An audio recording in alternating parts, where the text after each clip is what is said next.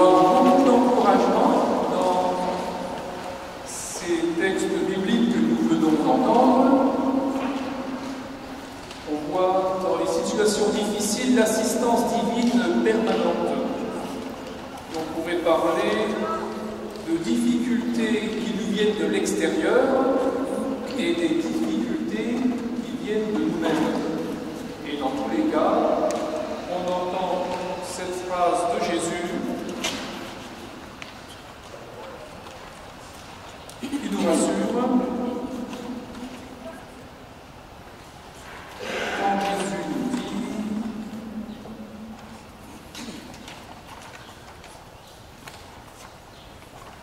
qu'il prend soin de nous en tout temps, soyez donc sans crainte. Ça me renvoie à un autre passage où Jésus nous dit « Sois sans crainte, petit troupeau, votre Père a trouvé bon de vous donner le royaume. » Dans la première lecture, on voit plutôt des difficultés qui viennent de l'extérieur. C'est courant chez les prophètes, les envoyés de Dieu, et pour nous-mêmes, on s'engage dans la vie spirituelle, dans la vie de nos communautés chrétiennes, ou dans le monde, en termes de justice, de paix, de solidarité, de multiples engagements. Forcément, il y aura beaucoup d'aides providentielles et il y aura des obstacles. Nous en faisons tous l'expérience. Alors là, Jérémie, il a des calomnies, des oppositions multiples. On parle même de ses amis. Mes amis guettent mes faux pas. Seigneur de l'univers, toi qui scrutes l'homme juste, c'est à toi que j'ai remis ma cause. Là, c'est intéressant, se dire, quelle que soit ma situation, je n'oublie pas que je suis dans le Seigneur. Et je vais continuer ma mission. Et je ne serai pas désarçonné par des difficultés, comme je ne vais pas m'égarer parce que ce sera une période de grand succès. Je reste fidèle au Seigneur dans ma mission et c'est ma joie. Chantez au Seigneur, louez-le. Fini le texte un instant. Dieu a délivré le malheureux. Ça nous renvoie aux béatitudes. Heureux, heureuses celles qui sont dans le Seigneur et qui vivent selon leur mission.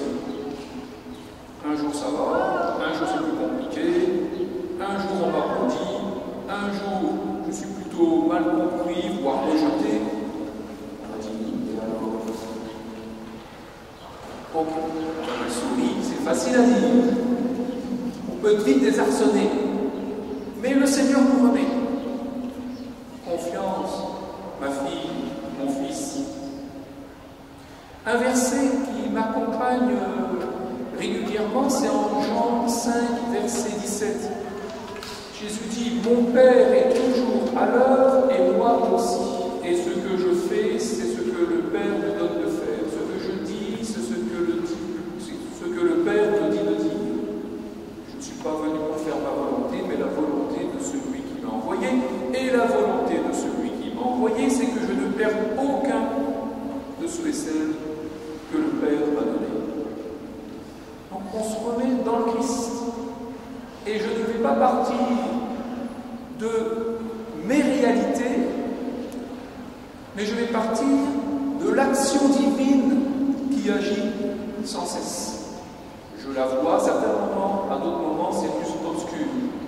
Quand le soleil semble loin disparaître derrière les nuages, ou quand il fait nuit chez nous, le soleil n'arrête pas de briller. Dieu ne cesse pas de m'aimer, sois sans crainte, même tes cheveux sont montés. Ça nous booste. C'est comme ça qu'on voit, à travers les difficultés extérieures ou mes difficultés intérieures, quand on parle du combat spirituel, et on voit que le Seigneur me dit « Oh, t'es à mon service, c'est moi qui assure. Père est toujours à l'œuvre, et moi aussi. Quelle grâce d'être associé à cette œuvre, mais associé, c'est modeste. Qu'est-ce qu'on peut? Un vieux prêtre disait, on fait peu et on peut peu. Ça nous remet dans l'ordre divin. Claude se cassait la tête à partir de nos sentiments, de nos expériences. C'est comme ça que je comprends aussi la première phrase de l'évangile que je viens de lire. Ne craignez pas les hommes. Je comprends cela. Ne craignez pas ce qu'il y a de trop humain. Parce qu'attention, même ceux qui ne sont pas sympas avec nous, c'est nos amis. On les aime, aimez-vous, aimez même vos ennemis. On n'est pas dans le camp des bons, il y a les méchants qui nous attaquent. On est tous des belles personnes, mais plus ou moins compliquées, c'est le péché dont parlait la deuxième lecture. Donc, ne craignez pas les hommes. Votre humanité est tellement limitée dans ses capacités. On ne peut pas demander à un homme ou une femme de donner plus que ce qu'il a, ce qu'elle a. Donc je reviens à l'action divine. Les hommes et les femmes sont capables du pire et du meilleur, ne crains pas cela. Entre nous, ça ne va pas pouvoir changer, parce qu'un humain reste un humain. Et dans cette précarité humaine, dans nos limites humaines, elles sont physiques, elles sont mentales, elles sont spirituelles. Oh, eh bien, je fais des merveilles, dit le Seigneur. Donc on aime notre condition humaine, mais on ne la craint pas. Quand je suis ouvert à l'activité divine, sois sans crainte, assure, et c'est moi qui te ferai intégrer mon œuvre. Voilà ce qui m'a habité en écoutant ces textes. Ça revient plusieurs fois. Ne craignez pas celui qui tue le corps. Pas un seul moineau ne tombe à terre sans que votre Père le veuille, quant à vous, même vos cheveux de votre tête sont tous montés. Soyez sans crainte, vous valez bien plus qu'une multitude de moineaux. Se resituer ainsi, c'est pas mal pour commencer l'été, dont on parlait tout à l'heure. Souvent, c'est une période qui peut nous déstabiliser, il n'y a plus nos rencontres habituelles, on est un peu seul dans nos églises qui sont un peu dispersées par les vacances, etc. Eh bien, Seigneur, je veux que cette expérience estivale soit un renouvellement de ma confiance. Je ne vais pas compter forcément sur les soutiens habituels. Je vais faire l'expérience d'un certain désert, et dans ce désert, je vais bénéficier d'une manière plus consciente de ton assistance.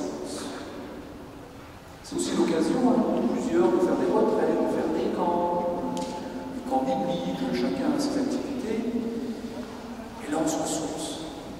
Et c'est souvent là qu'on se dit, je vais prendre des bonnes résolutions en septembre, tant mieux, allons-y, boosté par une nouvelle expérience spirituelle où on a appris à nouveau de ne pas partir de notre condition humaine, mais dans notre condition humaine, de partir de la puissance divine. Amen.